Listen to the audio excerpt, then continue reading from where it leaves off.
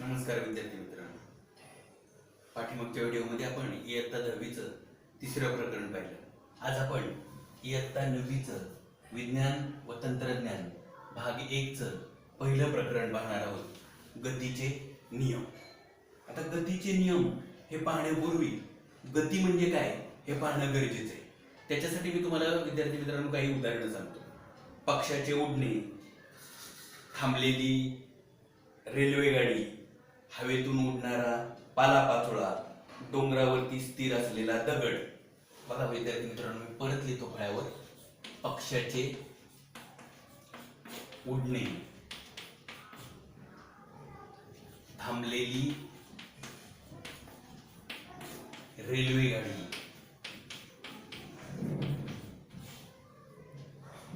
हवेतून उडणारा पालापाचोळा,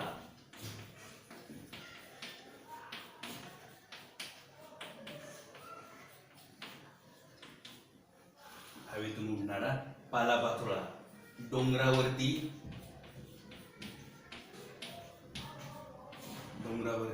स्थिर असलेला दगड, डोंगरावरती स्थिर असलेला दगड. मी तुम्हाला 4 उदाहरणं दिली.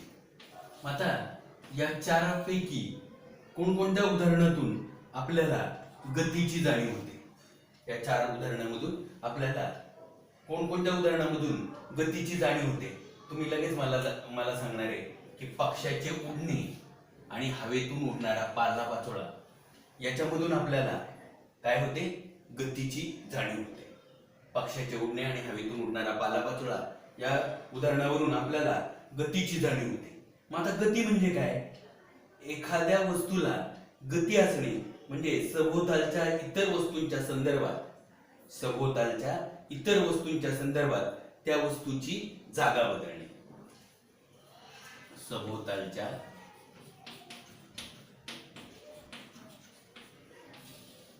इतर वस्तूंच्या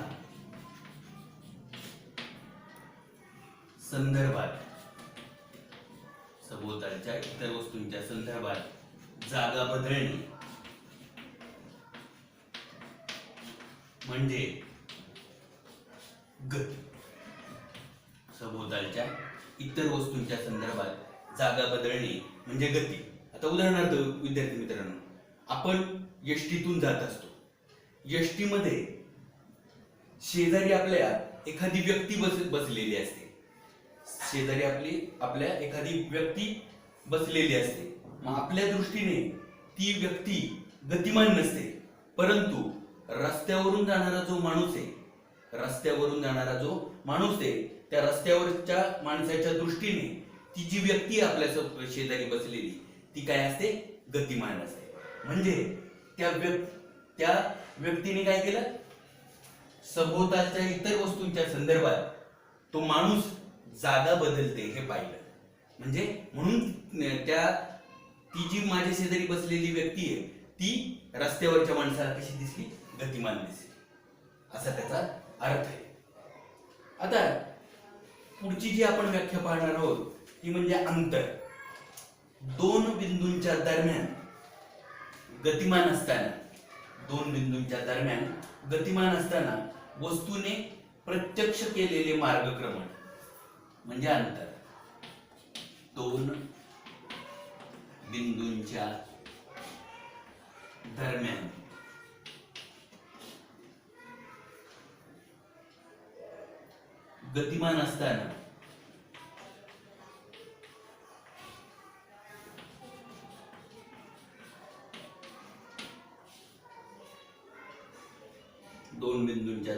गतिमान असताना वस्तूने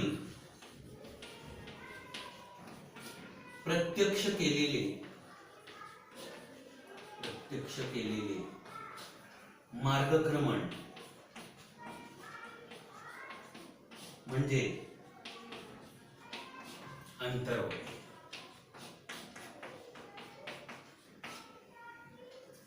आता विद्यार्थी मित्रांनो, याच्या बाबतीत उदाहरण पाहायचं झालं तर एखादी व्यक्ती चाकणवरून पुण्याला जाते. म्हणजे एक बिंदू कुठे झाला? चाकणमध्ये. दुसरा बिंदू कुठे झाला? पुण्यामध्ये. मग त्या माणसाने चाकणपासून पुण्यापर्यंत जे प्रत्यक्ष मार्गक्रमण केलं. मग किती मार्गक्रमण केलं? 33 किलोमीटर. म्हणजे चाकण ते पुणे हे अंतर 33 किलोमीटर आहे. म्हणजे 33 किलोमीटर इतकं त्याने अंतर कापलेले. मग ते 33 किलोमीटर हे काय झालं? अंतर झालं. त्या बिंदूंच्या दरम्यानचं अंतर किती झालं? 33 किलोमीटर. म्हणजे असं दोन बिंदूंच्या दरम्यान गतिमान असताना वस्तूने प्रत्यक्ष केलेले जे मार्गक्रमण असतं त्याला काय म्हटलं जातं? अंतर असं म्हटलं जातं. आता अंतर या राशीला परिमाण असते परंतु दिशा नसते. म्हणजे आता उदाहरणार्थ मी तुम्हाला सांगितलं, एखादी व्यक्ती चाकणवरून पुण्याला गेली, मग ते अंतर किती आहे? 33 किलोमीटर. म्हणजे किलोमीटर हे काय झालं? परिमाण झालं. किलोमीटर हे काय झालं? परिमाण झालं. मग दिशा सांगितली की मी तुम्हाला की तो दक्षिणेला गेला का उत्तरेला गेला का पूर्वेला गेला. म्हणजे तुम्हाला मी दिशा नाही सांगितली, परिमाण सांगितलं. म्हणजे अंतर ही जी राशी आहे तर या राशीला परिमाण असते परंतु दिशा नसते. अंतर या राशीला परिमाण असते परंतु दिशा नसते. म्हणून अंतर ही अदिश राशी आहे. म्हणजे अदिश राशीची व्याख्या आपल्याला काय करता येईल? ज्या राशीला परिमाण असते परंतु दिशा नसते अशा राशीला काय म्हटलं जातं? अदिश राशी असं म्हटलं जातं. आणि त्याचं हे उदाहरण म्हणजे अंतर. त्याचं हे उदाहरण म्हणजे काय? अंतर. या अंतराचं SI एकक, SI एकक काय? मीटर. याचे SI एकक मीटर. आणि CGS पद्धतीतील एकक, SI पद्धतीतील एकक मीटर. आणि CGS पद्धतीतील एकक काय होणार आहे? सेंटीमीटर. असं या अंतर या राशीचे एकक आहे. आता अंतराचं आपण हे एकक पाहिलं. समजा शीतल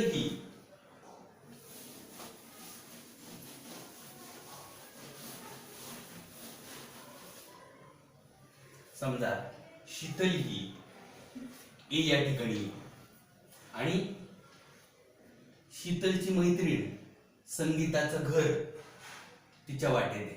म्हणजे A पासून B पर्यंत जाण्यासाठी तिला काही वेळ लागतो. परत शाळा जी आहे तर ती C या ठिकाणी, मग या B या ठिकाणापासून C या ठिकाणी जाण्यासाठी काही वेळ लागतो. आता A पासून B पर्यंतचं अंतर जे आहे म्हणजे शीतलचं घर आणि संगीताचं घर याच्यातलं अंतर आहे 500 मीटर. आणि संगीताचं घर आणि शाळा याच्यामध्ये अंतर आहे 1200 मीटर.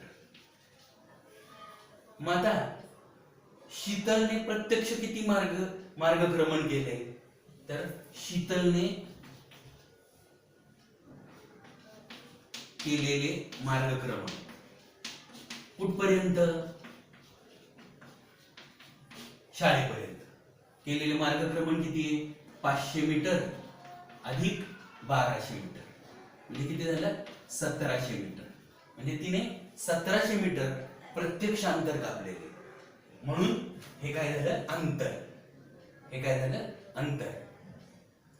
आता आपण पुढची राशी पाहणार आहोत, ती म्हणजे विस्थापन.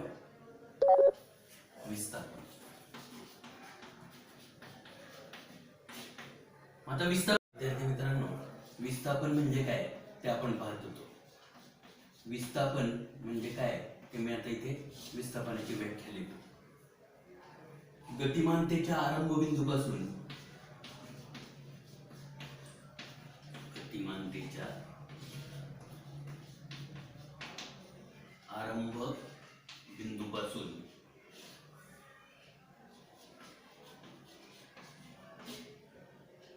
अंतिम बिंदूपर्यंतचे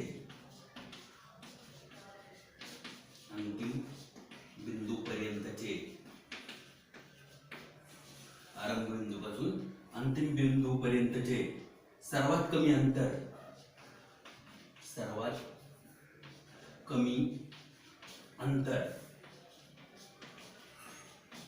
म्हणजे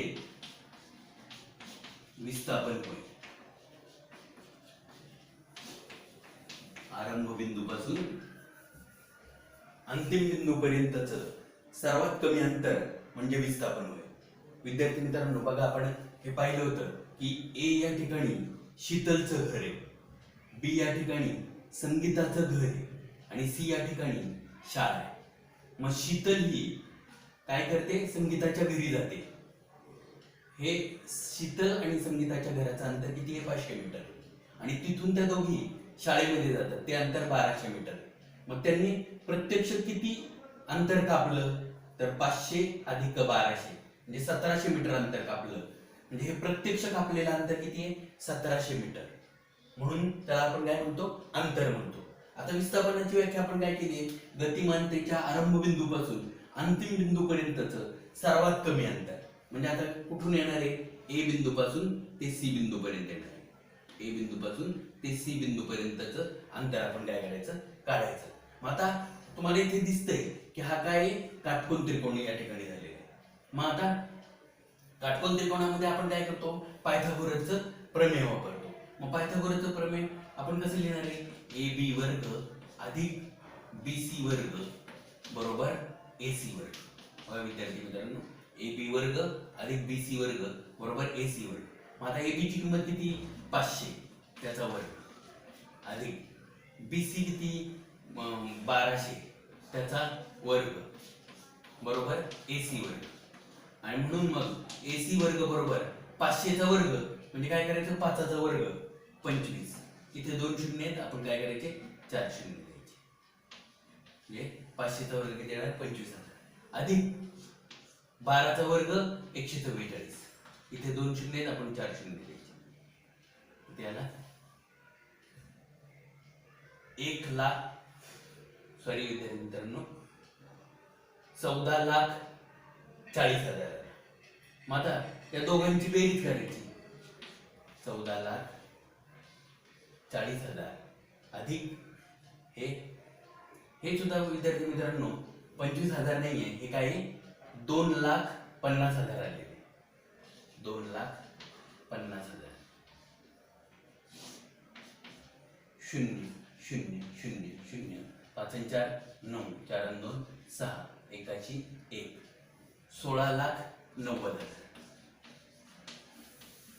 विद्यार्थी मित्रांनो बघा लक्षात घ्या, 500चा वर्ग किती आला? 2,50,000.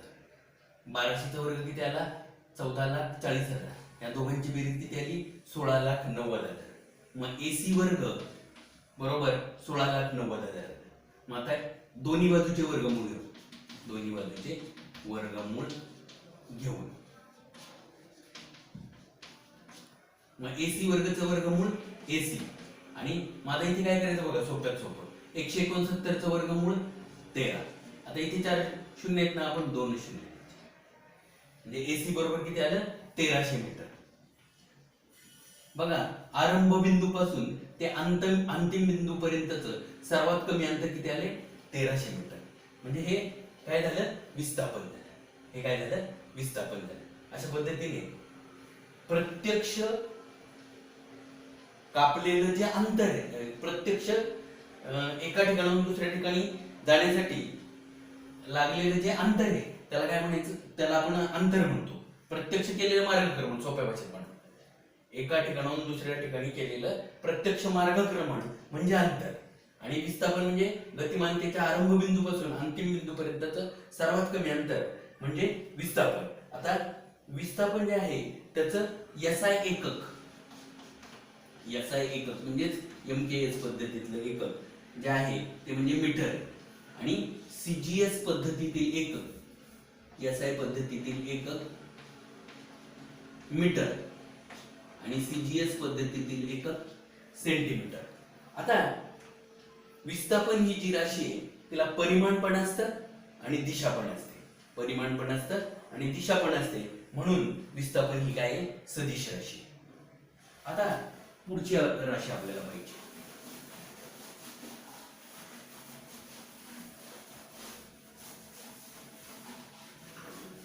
पुढची राशी चाल. तर चाल म्हणजे काय? तर एखाद्या वस्तूने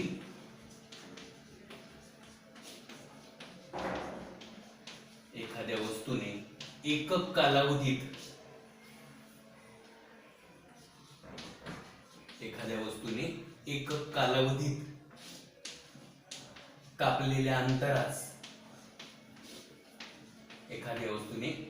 कालावधीत कापलेल्या अंतरास चाल म्हणतात. म्हणजे बघा, एकक कालावधी म्हणजे काय? 1 मिनिट, 1 सेकंद, 1 तास, याला एकक कालावधी म्हणतात. आणि त्या एकक कालावधीमध्ये वस्तू जितकं अंतर कापते त्याला काय म्हटलं जातं? चाल असं म्हटलं जातं. म्हणून चालीचं सूत्र काय होईल? चाल बरोबर एकूण कापलेले अंतर,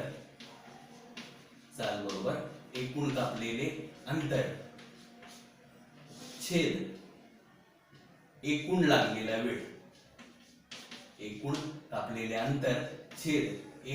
लागलेला वेळ. असं चालीचं काय होणार आहे? सूत्र होणार आहे. आता चाल ही जी राशी आहे तर तिला परिमाण असते परंतु दिशा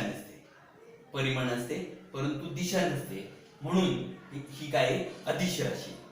आता याचं SI पद्धतीतील एकक, चालीचं SI पद्धतीतील एकक जे आहे ते आहे मीटर पर सेकंद.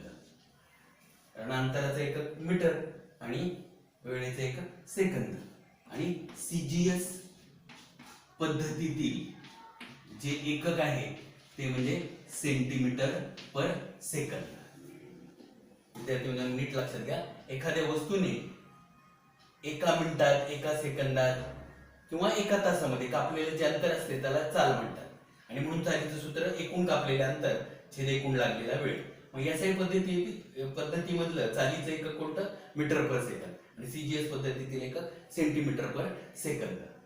याला ही जी राशी आहे याच्यासाठी परिमाणाची गरज आहे, दिशेची गरज नाही, म्हणून ही अदिश राशी आहे. आता आपल्याला पुढे जायचंय. चालीचं जे मापन आहे ते सर्वप्रथम गॅलिलिओने केलं. गॅलिलिओने चालीचं सर्वप्रथम मापन केलं आणि त्याने त्याचं सूत्र काय केलं होतं? चाल बरोबर अंतर भागिले काल, असं त्याने त्याचं सूत्र काय केलेलं होतं? मांडलेलं होतं. गॅलिलिओने चालीचं सर्वप्रथम मापन केलं आणि त्याचं सूत्र काय मांडलं? की चाल बरोबर अंतर छेद काल. आता आपल्याला पुढच्या राशीकडे जायचंय. पुढची जी राशी ती म्हणजे वेग.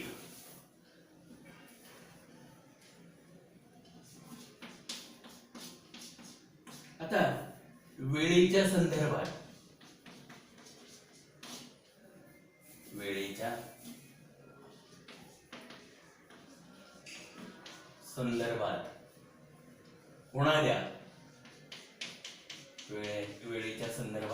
होणाऱ्या विस्थापनातील दरास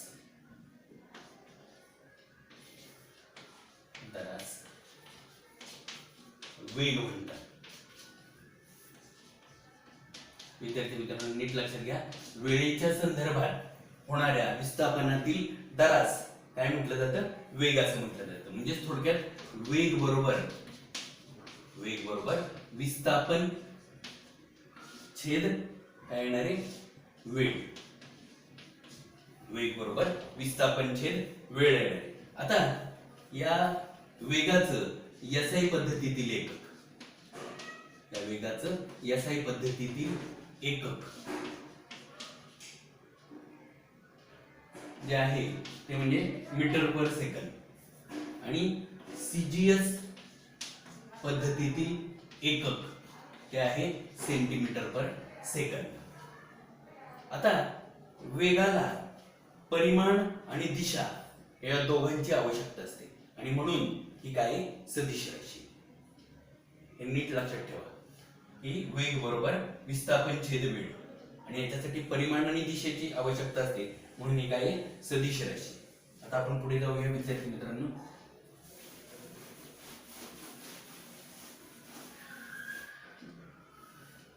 एक समान गती. एक समान गती. आता आपण गती म्हणजे काय ते पाहिले. आता एक समान गती हे पाहिजे आपल्याला. ज्या गतीमध्ये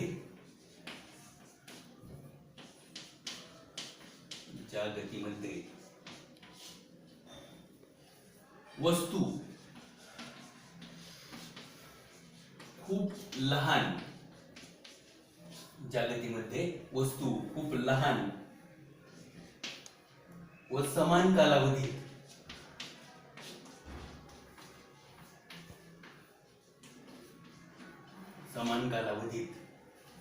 समान अंतर कापते, समान कालावधीत समान अंतर कापते,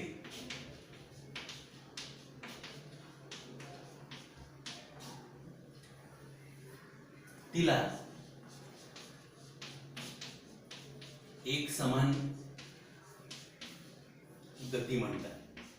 म्हणजे थोडक्यात लक्षात ठेवायला, जर वस्तू समान कालावधीत समान अंतर कापत असेल, जर वस्तू समान कालावधीत समान अंतर कापत असेल तर तिला काय म्हटलं जातं? एक समान गती. आता समजा सचिन हा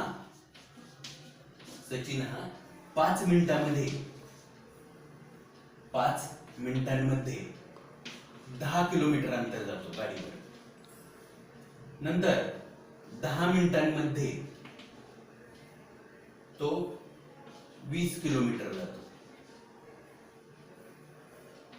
नंतर 15 मिनिटांमध्ये तो 30 किलोमीटर जातो. 15 मिनिटांमध्ये 30 किलोमीटर जातो. म्हणजे हे समान कालावधीमध्ये हे समान अंतर कापले. म्हणजे इथे 5-5 मिनिटांचा फरक आहे, इथे 10. म्हणजे समान कालावधीमध्ये समान अंतर कापलेलं आहे त्याने, म्हणून याला काय म्हणायचं? एक समान गती असं म्हटलं जातं. आता नैक समान गती म्हणजे काय ते पाहिजे. नैक समान गती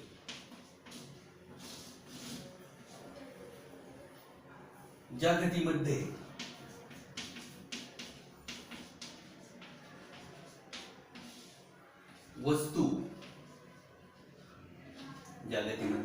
वस्तू समान कालावधीत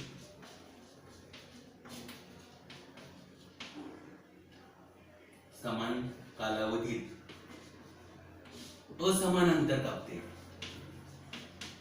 समान कालावधीत असमान अंतर कापते, तिला नैक समान गती असं म्हटलं जातं. तिला नैक समान गती म्हणतात. म्हणजे आता बघा, सचिन हा 5 मिनिटांमध्ये 10 किलोमीटर जातो. नंतरच्या 10 मिनिटांमध्ये तो 8 किलोमीटर जातो. 15 मिनिटांमध्ये तो 5 किलोमीटर जातो. बघा, इथे 5-5 मिनिटांचा फरक आहे, परंतु हे अंतर कापले ते बघा कमी जास्त आहे. म्हणजे समान कालावधीमध्ये असमान अंतर कापले, समान कालावधीमध्ये असमान अंतर कापले, म्हणून याला काय म्हणायचं? नैक समान गती असं म्हटलं जातं. येथे विद्यार्थी मित्रांनो लक्षात, इथे समान कालावधीत असमान अंतर कापलं जात आहे, म्हणून त्याला काय म्हटलं जातं? नैक समान गती असं म्हटलं जातं. आता आपण पुढे जाऊया.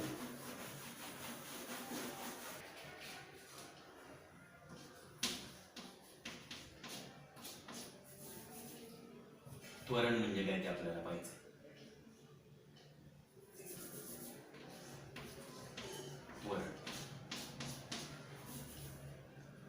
वेग बदलातील दराला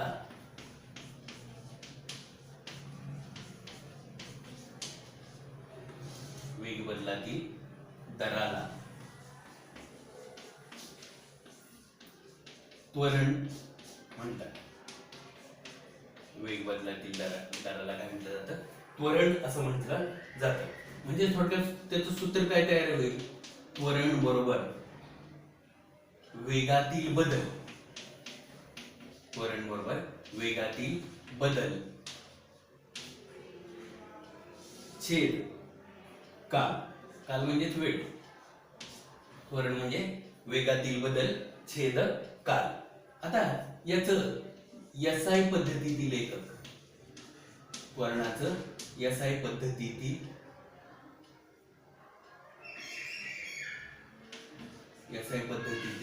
एकक ते आहे मीटर पर सेकंद वर्ग. आणि सीजीएस पद्धतीतील एकक जे आहे ते आहे सेंटीमीटर पर सेकंद वर्ग. आता या राशीसाठी, त्वरण या राशीसाठी परिमाण आणि दिशा या दोघांची आवश्यकता असते. परिमाण आणि दिशा या दोघांची आवश्यकता असते. म्हणून त्वरण ही काय? सदिश राशी. आता जेव्हा वेग वाढत जातो तेव्हा धन त्वरण घडत असतं. वेग वाढत असताना धन त्वरण घडत असतं आणि वेग कमी असताना ऋण त्वरण होत असतं. वेग वाढत असताना धन त्वरण होतं, तर वेग कमी असताना ऋण त्वरण होत असतं. ऋण त्वरण यालाच अवत्वरण असं म्हणतात किंवा मंदन असं सुद्धा म्हटलं जातं. ऋण त्वरणालाच अवत्वरण किंवा मंदन असं म्हटलं जातं. वेग असमान असल्यास त्वरण शून्य असते. वेग जेव्हा एक समान असतो तेव्हा त्वरण काय असतं? शून्य असतं. आता आपल्याला पुढे जायचं. गतिविषयक समीकरण. पुढे जाऊया विद्यार्थी मित्रांनो आपण. गतिविषयक समीकरण. आता वस्तूची गती एकरेषीय व त्वरण एक समान असताना, वस्तूची गती एकरेषीय व त्वरण एक समान असताना मग आपल्याला तीन वेगवेगळी समीकरणं मिळतात. आता पहिलं जे समीकरण आहे ते म्हणजे v बरोबर u अधिक at. दुसरं जे समीकरण आहे ते s बरोबर ut म्हणजे 1/2 at वर्ग आणि v वर्ग बरोबर u वर्ग अधिक 2as. आता ही गतिविषयक समीकरणं आपल्याला कशी मिळतात ते पाहायचंय. आता बघा आपण आलेखाच्या साहाय्याने पाहू. आता तुम्हाला माहिती आहे की आडवा अक्ष जो असतो त्याला आपण काय म्हणतो? एक्स अक्ष. उभा जो अक्ष असतो त्याला काय म्हणतो? वाय अक्ष. आता समजा एखादी वस्तू ओ पासून निघते. विद्यार्थी मित्रांनो असं लक्षात घेऊ आपण. बघा ह्या आडवा जो अक्ष येतो एक्स अक्ष, उभा अक्ष वाय अक्ष. आता समजा या ठिकाणी वस्तू आहे. समजा या बिंदूचं नाव डी आहे. डी या बिंदूपासून बी या बिंदूपर्यंत ती वस्तू जाते. बी या बिंदूपर्यंत ती वस्तू जाते. आता या ठिकाणी आपण काय करू? बी बिंदूतून वाय अक्षाला समांतर असा रेषाखंड करू आणि डी बिंदूतून या बीई ला किंवा आणखीन स्पष्टपणे म्हणायचं झालं तर ओई ला समांतर रेषाखंड करू. डी पासून बी पर्यंत ती वस्तू जाते. मग काय केले? बी बिंदूतून लंब टाकला बी आणि डी बिंदूतून टाकलाय बघा बी ला लंब, त्याला एबी म्हटलं. परत या ठिकाणी बी बिंदूतून इकडे लंब टाकतो.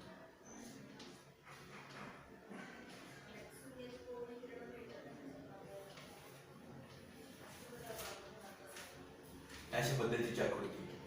आता पहिलं जे समीकरण आहे ते वेग काल संबंधाचं समीकरण.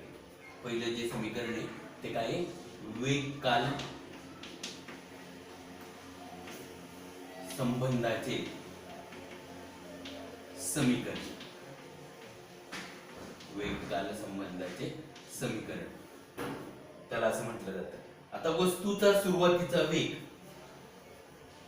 वस्तूचा सुरुवातीचा वेग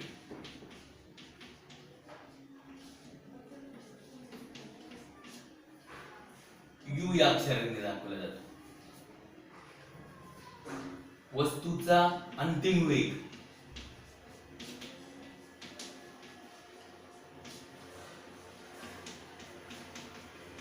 v या अक्षराने काय केला जातो?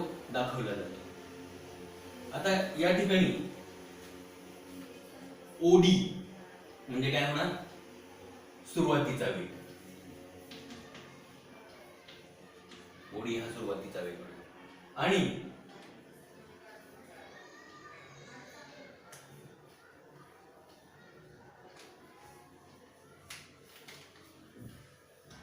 आणि ओसी हा काय होणार आहे? अंतिम वेग. असं का होतं? कारण आपला जो सुरुवातीचा बिंदू आहे तो डी आहे, इथून आपण इकडे लंब काढलाय. अंतिम बिंदू कोणता आहे? बी, तिथून इकडे लंब काढलाय. म्हणून ओडी हा काय झाला? सुरुवातीचा वेग. आणि ओसी हा काय झाला? अंतिम वेग. याच्यासाठी कालावधी किती कालावधी जो आहे तो आपण टी या अक्षराने काय करतो? दाखवत असतो. आता मी तुम्हाला सांगितलं की ओई हा काय झाला? कालावधी. ओई हा काय झाला? कालावधी. आता या ठिकाणी आपण पहिल्यांदा काय काढणार? त्वरण काढणार. मग त्वरणाचं सूत्र काय आहे? तर आपण पाहिलं की जो वेग बदलातील दर असतो त्याला आपण त्वरण म्हणतो. म्हणजे या ठिकाणी अंतिम वेग म्हणजे v वजा सुरुवातीचा वेग म्हणजे u छेद t. म्हणजे थोडक्यात a बरोबर v वजा u छेद t हे त्वरण. म्हणजे आता v साठी आपण कोणतं अक्षर वापरलं? काय घेतलंय बघा? v साठी ओसी घेतली, वजा u साठी काय घेतलंय? ओडी, आणि छेद टी साठी काय घेतले? ओई. म्हणजे ओसी वजा ओडी छेद ओई, किंवा नुसतं टी लिहिलं तरी चालेल. आपण टी लिहिलं तरी चालेल. आता इथे ए हा टी भागिले इकडे आल्यानंतर काय होणार? गुणिले ए टी बरोबर ओसी वजा ओडी. बघा, ओसी वजा ओडी म्हणजे काय येणार? सीडी. ओसी वजा ओडी म्हणजे काय येणार? सीडी येणार. म्हणून एटी बरोबर सीडी. एटी बरोबर काय येणार? सीडी. म्हणून सीडी बरोबर एटी. सीडी बरोबर एटी. आता मी हे तुम्हाला अगोदरच सगळं सांगितलं की बी या बिंदूतून वाय अक्षास समांतर रेषा काढली. म्हणजे या बी बिंदूतून या वाय अक्षाला ही समांतर रेषा मी काढलेली. ती एक्स अक्षाला काय करते? ई बिंदूत छेदते. डी या बिंदूतून एक्स अक्षास समांतर रेषा काढा. तर या डी बिंदूतून या एक्स अक्षाला ही समांतर रेषा मी काढली. या एक्स अक्षाला या डी बिंदूतून ही समांतर रेषा काढली. ती बी या रेषेस ए बिंदूत छेदते. बघा, या बी रेषेला ए बिंदूत छेदते. आता आलेखावरून बीई बरोबर, आता हे बीई कसं काढणार आपण? बीई बरोबर ए बी अधिक एई. ए बी अधिक एई.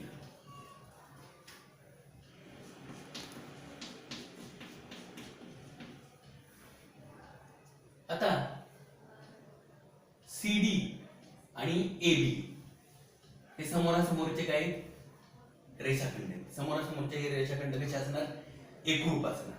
आणि त्यामुळे ए बी साठी आपल्याला काय घेता येईल तर सीडी घेता येईल,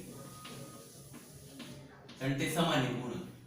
आता एई आणि ओडी हे सुद्धा एकरूप आहे, त्यामुळे आपल्याला त्या एईच्या ऐवजी ओडी घेता येणार, एईच्या ऐवजी ओडी घेता येणार. आता बीई, बीई म्हणजेच काय, अंतिम वेग. बीई म्हणजेच काय, अंतिम वेग, म्हणून व्ही बरोबर सीडी. सीडी हे काय बघायचं, सीडी म्हणजे 80 आले बघा आपल्या इथे. सीडी म्हणजे काय आले 80 अधिक ओडी म्हणजे काय होणार आहे, ओडी म्हणजे सुरुवातीचा वेग म्हणजे यू. येथे काय विद्यार्थी मित्रांनो लक्षात की सीडी बरोबर काय आले 80, म्हणून सीडी साठी 80 आणि ओडी म्हणजे काय, हा सुरुवातीचा वेग आहे म्हणजे यू, म्हणून काय झालं आता इथे व्ही बरोबर 80 अधिक यू काय आणि यू अधिक 80 काय हे सारखंच आहे, म्हणजे व्ही बरोबर यू अधिक 80 हे गतिविषय काय झालं पहिलं समीकरण झालं. विद्यार्थी मित्रांनो नीट लक्षात घ्या, आपली वस्तू जी आहे ती डी या ठिकाणी आहे सुरुवातीला, नंतर कुठे जाते बी या ठिकाणी जाते. आता ओडी हा काय झाला सुरुवातीचा वेग झाला आणि बी हा काय झाला म्हणजे आता या ठिकाणी बी हा अंतिम वेग आहे, म्हणजे इथे समांतर आपण काय केले, या वाय अक्षाला समांतर रेषा काढली बी, त्यामुळे बी हा काय झाला अंतिम वेग झाला. वस्तूचा जो कालावधी आहे तो कोणता आहे टी, म्हणून ओई हा काय झाला त्याचा कालावधी, कारण का यू डी पासून बी पर्यंत वस्तू जाते याच्यासाठीचा हा कालावधी टी. आता त्वरण म्हणजे काय, अंतिम वेग वजा सुरुवातीचा वेग छेद टी, म्हणजे व्ही वजा यू छेद टी, मग ए बरोबर व्ही वजा यू छेद टी. आता व्ही म्हणजे काय बघायचे ओसी वजा यू म्हणजे काय ओडी छेद टी. आता हा टी काय भागिले नंतर काय होणार गुणिले म्हणजेच 80 होणार. 80 बरोबर ओसी वजा ओडी म्हणजेच काय येणार सीडी, म्हणजे सीडी बरोबर 80 आहे. आता बीई, बीई कसा तयार झाला तर ए बी अधिक ए. आता ए बी आणि सीडी हे समोरासमोरचे रेषाखंड आहेत ते एकरूप असतात, म्हणून ए बी च्या ऐवजी मी सीडी घेतली. एई आणि ओडी समोरासमोरचे रेषाखंड ते एकरूप, म्हणून एई च्या ऐवजी ओडी घेतली. आता बीई बघा या ठिकाणी बीई म्हणजे काय अंतिम वेग, म्हणून त्याच्यासाठी व्ही बरोबर सीडी बरोबर काय आलंय 80, मग ते 80 अधिक ओडी म्हणजे काय सुरुवातीचा वेग म्हणजे यू घेतला, म्हणून व्ही बरोबर यू अधिक 80 हे काय झालं गतिविषयक पहिलं समीकरण. आता दुसरं, आता आपल्याला पुढे जायचंय. दुसरं जे समीकरण आहे तर त्याला काय म्हणतात विस्थापन काल संबंधाचे समीकरण. विस्थापन काल संबंधाचे समीकरण त्यालाच गतिविषय काय म्हटलं जातं दुसरं समीकरण असं म्हटलं जातं. आता बघा विद्यार्थी मित्रांनो, एक समान त्वरण ए नुसार टी कालावधीत यस अंतर कापते. एक समान त्वरण ए नुसार टी कालावधीत यस अंतर काय करते कापते. आता वस्तूने कापलेला अंतर म्हणजे काय होणार आहे हा डी ओ ई बी. वस्तूने कापलेला अंतर म्हणजे चौकोन DOEB चे काय होईल क्षेत्रफळ. म्हणजे थोडक्यात चौकोन DOEB च्या क्षेत्रफळाने वस्तूने कापलेला अंतर काय करता येईल आपल्याला काढता येईल. एक समान त्वरण ए नुसार टी कालावधीत यस अंतर काय केलं जातं कापलं जातं. आता वस्तूने कापलेलं अंतर आपल्याला काय करता येईल चौकोन DOEB च्या क्षेत्रफळाने काढता येईल. मग आता यस म्हणजे थोडक्यात काय झालं ते विस्थापन झालं. तर म्हणजे कोणतं होणार चौकोन DOEB चे क्षेत्रफळ.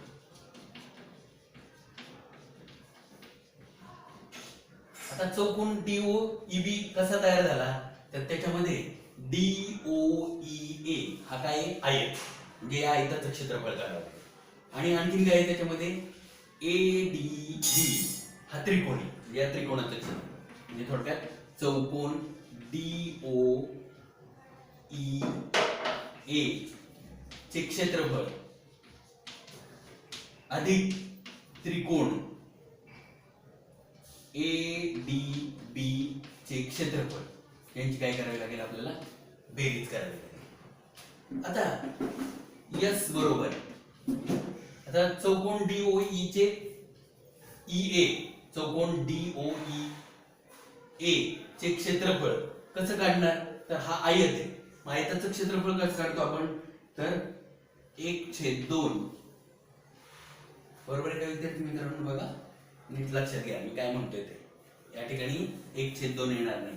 आयताचं क्षेत्रफळ कसं काढतो आपण सांगा तर त्या ठिकाणी काय होणार आहे पाया गुणिले उंची किंवा लांबी गुणिले रुंदी. सोप्या लांबी गुणिले आयताचं क्षेत्रफळ बरोबर लांबी गुणिले रुंदी. मग आता त्या ठिकाणी लांबी कोणती येणार आहे रुंदी कोणती येणार आहे ते बघा आणि त्याच्यानुसार मग AE गुणिले काय होणार आहे OE AE गुणिले OE अधिक त्रिकोण ADB चे क्षेत्रफळ. आता ते कसं काढतो आपण तर 1/2 गुणिले याचा पाया कोणता AB गुणिले उंची कोणती तर AD हे आपण घेतलं. आता या ठिकाणी AE आता बघा OD हा सुरुवातीचा वेग होता म्हणून या ठिकाणी AE हा काय होणार आहे सुरुवातीचा वेग होणार आहे. म्हणजे AE बरोबर U हे लक्षात घ्या विद्यार्थी मित्रांनो. OE हा काय होता कालावधी म्हणजे T. AB या ठिकाणी काय आहे AB त्वरण आहे. AB हे काय त्वरण गुणिले कालावधी. आणखी सोप्या वेळ त्वरण गुणिले कालावधी म्हणजे या ठिकाणी काय होणार आहे AB बरोबर CD येणार. त्यामुळे त्या ठिकाणी AB बरोबर AT आणि मग त्याच्यावर आपण हे सगळं लिहायचं. S बरोबर AE म्हणजे काय सुरुवातीचा U गुणिले OE म्हणजे काय कालावधी T अधिक 1/2 गुणिले AB म्हणजे काय त्वरण गुणिले कालावधी म्हणजे AT आणि AD ही काय उंची म्हणजे तो OE आणि AD समान असतात त्यामुळे तो पण काय होणार कालावधी T. मग S बरोबर U गुणिले T म्हणजे UT अधिक 1/2 A आणि T गुणिले T म्हणजे T वर्ग म्हणजे S बरोबर UT अधिक 1/2 AT वर्ग. हे काय झालं गतीविषयक दुसरं समीकरण झालं. लक्षात घ्या विद्यार्थी मित्रांनो AB आणि CD हे समान आहे कारण समोरासमोरचे काय ते रेषाखंड किंवा समोरासमोरच्या बाजू आहेत त्या म्हणून समोरासमोरच्या बाजू कशा असतात एकरूप असतात म्हणून आता AB आणि CD काय होणार एकरूप होणार. मगाशी बघा आपण पहिल्या समीकरणामध्ये पाहिलं होतं की CD बरोबर काय आलं होतं 80. मग आता CD बरोबर 80 आलं असेल तर AB बरोबर सुद्धा काय होणार 80 येणार. OE आणि AD हे समोरासमोरच्या बाजू आहेत म्हणून त्या पण काय होणार एकरूप. मग OE T आहे म्हणजे AD सुद्धा काय होणार Tच होणार. हे लक्षात घ्या म्हणून इथे AD च्या ऐवजी मी T दिले. आता या ठिकाणी OD हा काय सुरुवातीचा वेग आहे म्हणून AE सुद्धा काय होणार सुरुवातीचा वेग होणार त्याच्यासाठी U लिहिले. म्हणून मग S बरोबर AE च्या ऐवजी U गुणिले OE च्या ऐवजी T अधिक 1/2 AB च्या ऐवजी AT आणि AD च्या ऐवजी T. मग U गुणिले T म्हणजे UT अधिक 1/2 A T गुणिले T वर्ग. हे काय झालं गतीविषयक दुसरं समीकरण त्यालाच विस्थापन काल संबंधाचे समीकरण असं म्हटलं जातं. आणि आता तिसरं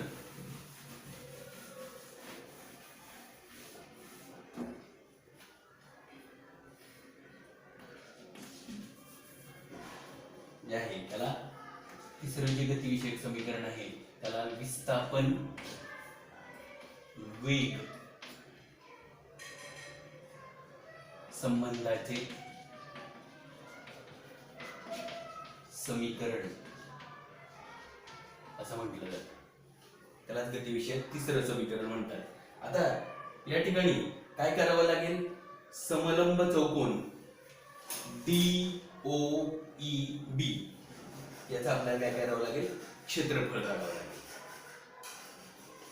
म्हणजे S बरोबर समलंब चौकोन DOEB चे क्षेत्रफळ. मग आता S बरोबर 1/2 गुणिले समांतर बाजूंची बेरीज. आता DOEB मध्ये समांतर बाजू कोणत्या आहेत? तर OD आणि B यांची काय होणार? बेरीज होणार. OD अधिक B गुणिले लंबांतर. लंबांतर म्हणजे काय होणार? उंची म्हणजे कोणती होणार? OE. उंची म्हणजे OE होणार. आता S बरोबर 1/2 गुणिले OD म्हणजे काय आलंय आपलं? सुरुवातीचा वेग म्हणजे U अधिक BE. BE म्हणजे काय आलंय आपलं?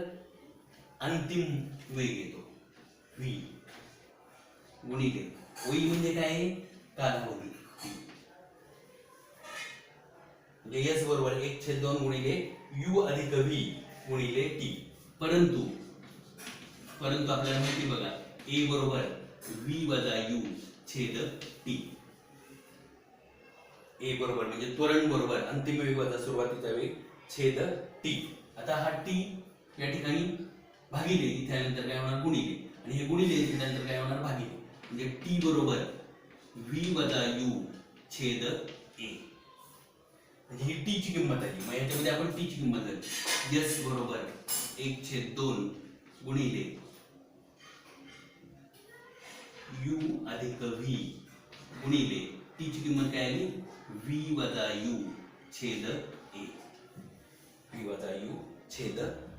म्हणजे आता इथे बघा, S बरोबर, आता अंशस्थानचा गुणाकार अंशस्थानी, छेदस्थानचा छेदस्थानी. 1 गुणिले U अधिक V म्हणजे U अधिक V. U अधिक V काय? V अधिक U काय सांगायचं? V अधिक U आणि गुणिले V वजा U. हा अंशस्थानचा गुणाकार. आणि छेदस्थानी काय होणार? 2 गुणिले A म्हणजे 2A. S बरोबर V अधिक U गुणिले V वजा U छेद 2A. आता हा 2A काय? या ठिकाणी भागिले, इकडे नंतर काय होणार? गुणिले, म्हणजे 2AS बरोबर V अधिक U गुणिले V वजा U म्हणजेच V वर्ग वजा U वर्ग. V वर्ग वजा U वर्ग. म्हणून आता वजा U वर्ग, इकडे नंतर काय होणार? अधिक U वर्ग अधिक 2AS बरोबर V वर्ग. म्हणजेच V वर्ग बरोबर U वर्ग अधिक 2AS. V वर्ग बरोबर U वर्ग अधिक 2AS. हे काय झालं? गतिविषयक तिसरं समीकरण.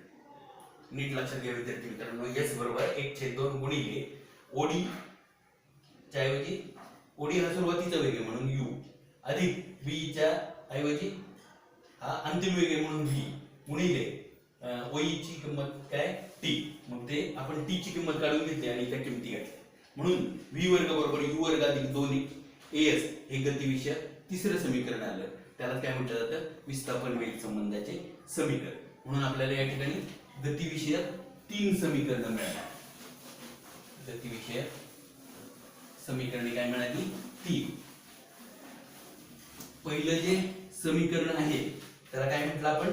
गतिविषयक पहिलं समीकरण V बरोबर U अधिक AT हे गतिविषयक पहिलं समीकरण. दुसरं समीकरण काय आहे? गतिविषयक S बरोबर UT अधिक 1/2 AT वर्ग. आणि गतिविषयक तिसरं समीकरण काय आहे? V वर्ग बरोबर U वर्ग अधिक 2AS. या तिन्ही समीकरणांना काय म्हटलं जातं, गतिविषयक समीकरणे असं म्हटलं जातं. आता आपल्याला पुढे जायचं.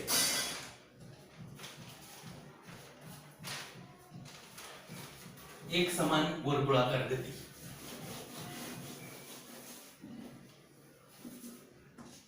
एक समान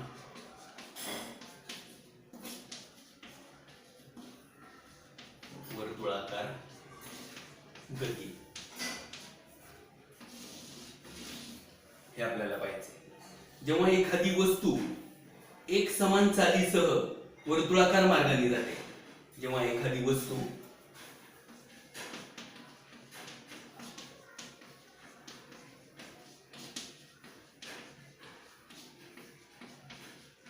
एक समान चालीसह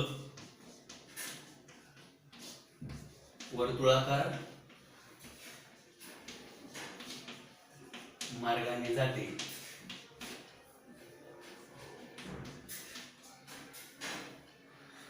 तेव्हा त्या गतीला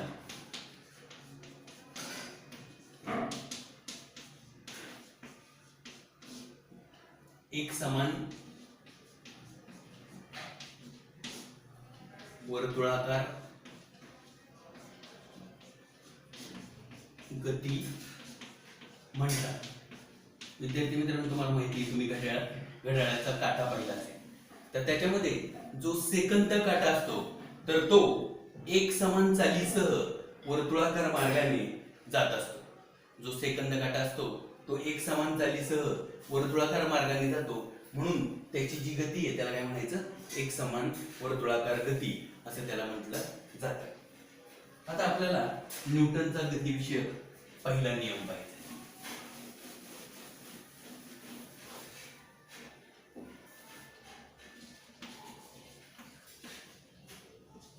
न्यूटनचा गतिविषयक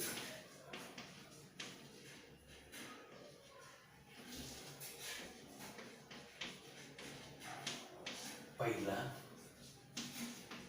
नियम. न्यूटनचा गतिविषयक पहिला नियम हा आपल्याला पाहिजे. जेव्हा एखाद्या वस्तूवर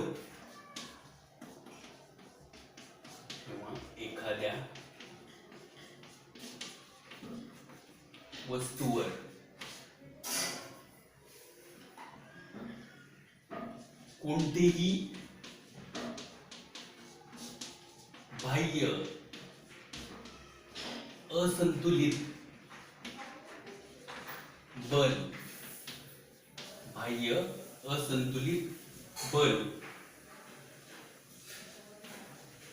कार्यरत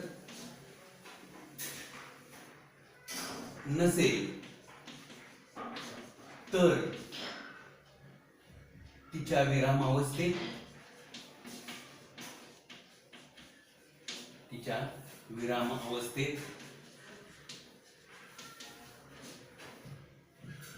किंवा सरळ रेषेतील एक समान गतीमध्ये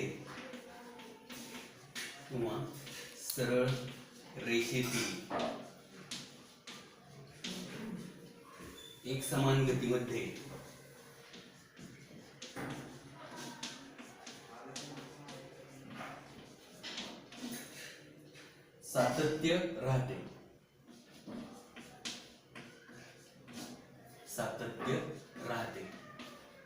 बघा विद्यार्थी मित्रांनो, काय म्हटले, न्यूटनचा गतिविषयक पहिला नियम. जेव्हा एखाद्या वस्तूवर कोणतेही बाह्य असंतुलित बल कार्यरत नसेल तर तिच्या विरामावस्थेत किंवा सरळ रेषेतील एक समान गतीमध्ये सातत्य राहते.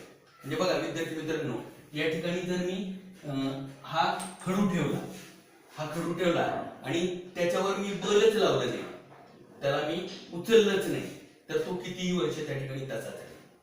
किंवा आपण बघा टेबलवर डस्टर ठेवतो, त्या डस्टरवर जर बल लावलं नाही, कुणी त्याला उचललं नाही, तर तो कितीही वर्ष त्याच ठिकाणी राहणार आहे. एखाद्या डोंगरावर दगड असतो, त्या दगडाला कोणीही बल लावलं नाही तर तो तसाच राहणार आहे. म्हणजे त्याला म्हणतात, त्याच्यावर बाह्य असंतुलित बल कार्यरत नसेल तर तिच्या विरामावस्थेमध्ये काय होत नाही, सातत्य राहते. म्हणजे तो दगड आहे त्या ठिकाणी तसाच राहतो, किती वर्ष खडू आहे त्या ठिकाणी तसाच राहतो. त्याला म्हणायचं जेव्हा एखाद्या वस्तूवर कोणतेही बाह्य असंतुलित बल कार्यरत नसेल तर त्या विरामावस्थेत किंवा सरळ रेषेतील एकसमान गतीमध्ये सातत्य राहते. आता आपल्याला न्यूटनचा गतिविषयक दुसरा नियम पाहायचा आहे, तर त्याच्या अगोदर संवेग म्हणजे काय ते पाहणं गरजेचं आहे. आता संवेग म्हणजे काय, तर वस्तुमान आणि वेग यांच्या गुणाकाराला संवेग असं म्हटलं जातं. संवेग म्हणजे काय, वस्तुमान आणि वेग यांच्या गुणाकाराला काय म्हणतात, संवेग असं म्हटलं जातं. आता या संवेगाचं SI पद्धतीतील एकक जे आहे ते म्हणजे किलोग्रॅम मीटर पर सेकंड SI पद्धतीतील एकक, आणि CGS पद्धतीतील जे एकक आहे ते म्हणजे ग्रॅम सेंटीमीटर पर सेकंड. हे संवेगाचं CGS पद्धतीतील एकक. आता न्यूटनचा गतिविषयक दुसरा नियम.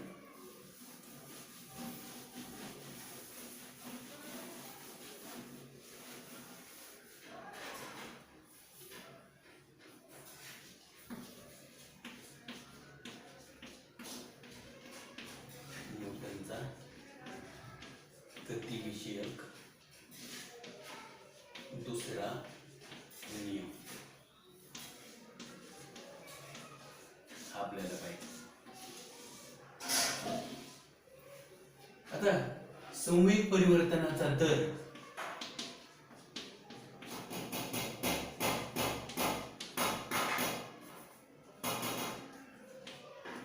संवेग परिवर्तनाचा दर प्रयुक्त बलाशी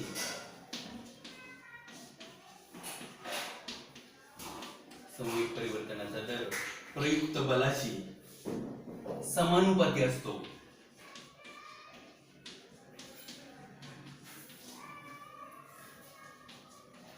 संवेग परिवर्तनाचा दर प्रयुक्त बलाशी समानुपाती असतो आणि संवेगाचे परिवर्तन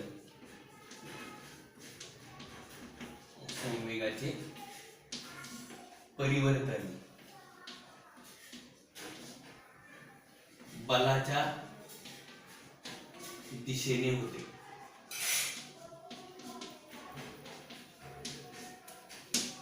बलाच्या दिशेने होते हा न्यूटनचा गतिविषयक दुसरा नियम. म्हणजे आता समजा दोन गाड्या आहेत, एक जीप आहे आणि एक कार आहे. दोन्ही समोरासमोर आल्या आणि त्या धडकल्या. दोन्ही समोरासमोर आल्या आणि त्या काय झाल्या, धडकल्या. तर जिचं वस्तुमान जास्त असेल त्या दिशेने ती वस्तू काय होईल, फेकली जाईल. म्हणजे त्या ठिकाणी संवेग परिवर्तनाचा दर प्रयुक्त बलाशी समानुपाती असतो आणि संवेगाचं परिवर्तन हे काय होत असतं, बलाच्या दिशेने होत असतं. आता न्यूटनचा गतिविषयक तिसरा नियम. तिसरा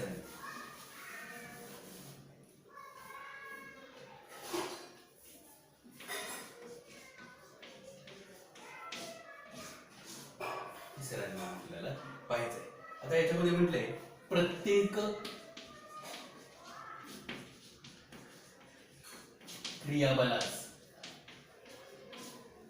क्रियाबलास समान परिमाणाचे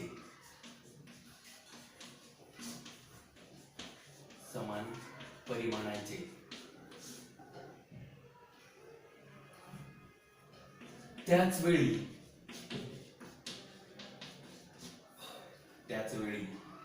प्रयुक्त होणारे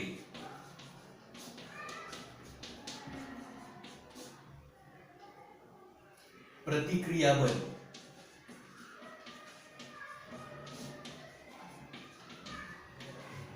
अस्तित्वात असते.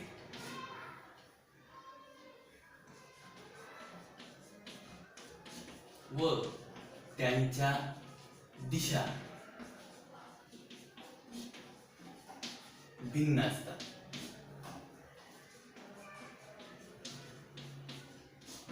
प्रत्येक क्रियाबलास समान परिमाणाचे त्याच वेळी प्रयुक्त होणारे प्रतिक्रिया बल अस्तित्वात असते व त्यांच्या दिशा भिन्न असतात.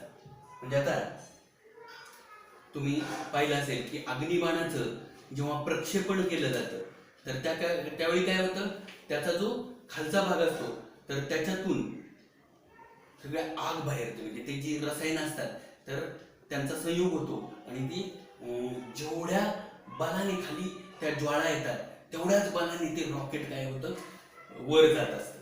म्हणजेच त्याला म्हणतात प्रत्येक क्रियाबलास समान परिमाणाचे त्याच वेळी प्रयुक्त होणारे प्रतिक्रियाबल अस्तित्वात असते. आणि शेवटचा आपल्या याच्यामध्ये आहे संवेग अक्षयतेचा नियम. संवेग अक्षयतेचा नियम. आता दोन वस्तूंची परस्पर क्रिया होत असताना त्यांच्यावर जर काही बाह्य बल कार्यरत नसेल, दोन वस्तूंची परस्पर क्रिया होत असताना जर काही बाह्य बल कार्यरत नसेल तर त्यांचा एकूण संवेग स्थिर राहतो, तो बदलत नाही. दोन वस्तूंची परस्पर क्रिया होत असताना त्यांच्यावर जर काही बाह्य बल कार्यरत नसेल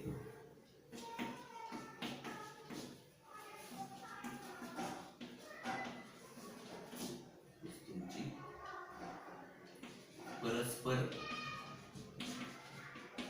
क्रिया होत असताना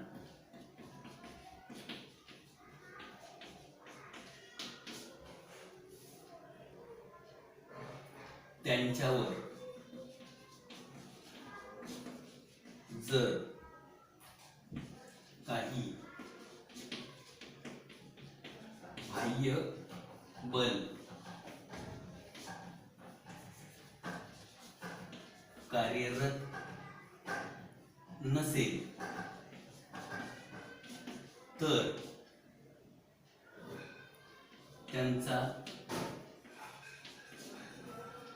एकूण संवेग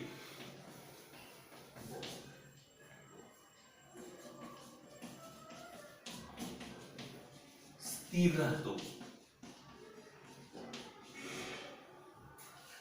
तो बदलत नाही.